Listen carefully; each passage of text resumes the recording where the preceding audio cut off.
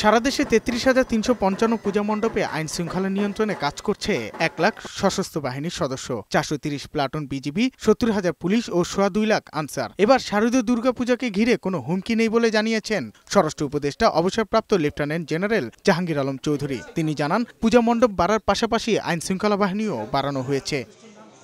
সচিবালয় আইন শৃঙ্খলা সংক্রান্ত কোর কমিটির বৈঠক শেষে ব্রিফিংয়ে স্বরাষ্ট্র উপদেষ্টা তুলে ধরেন বৈঠকের নানা সিদ্ধান্ত। তবে ফ্যাসিস্টদের সকল ষড়যন্ত্র নস্যাৎ করে সনাতন ধর্মাবলম্বীদের বৃহৎ উৎসব নির্বিঘ্নে উদযাপনের সকল প্রস্তুতি সরকার গ্রহণ করেছে।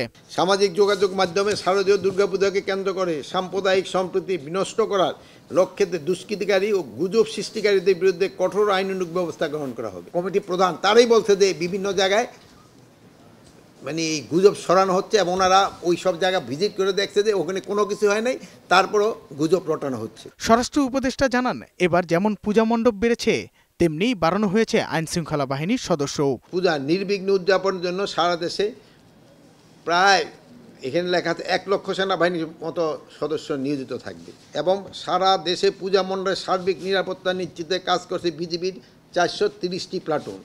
কোথাও কারো ভিতরে কোনো ধরনের শঙ্কা নেই। এটা হইল কিছু সংখ্যক আছে ফ্যাসিস্টের যারা দোষর, এটা সব জায়গায় আছে, তারাই এই কথাটা প্রচার করতে চাচ্ছে। এদিকে পূজা উদযাপনে সকল প্রস্তুতি নিতে স্বরাষ্ট্র উপদেষ্টার সঙ্গে বৈঠক করেছেন ডাকসুর নবনির্বাচিত নেতৃবৃন্দ।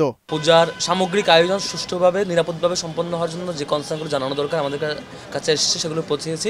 বিভিন্ন ধরনের ষড়যন্ত্র এবং চক্রান্ত হতে পারে, সে জায়গায় শিক্ষার্থীরা যদি সচেতন থাকে এবং আইন শৃঙ্খলা বাহিনী যদি তাদের জায়গায় সর্বোচ্চ আন্তরিকতার সাথে কাজ করে, তাহলে আমরা আশা করছি আমাদের এবারের শারদীয় দুর্গাপূজা সবচেয়ে উৎসবমুখর পরিবেশে আমরা বাস্তবায়ন করতে পারবো। সাজ্জাদুর রহমান, বৈশাখী সংবাদ, ঢাকা।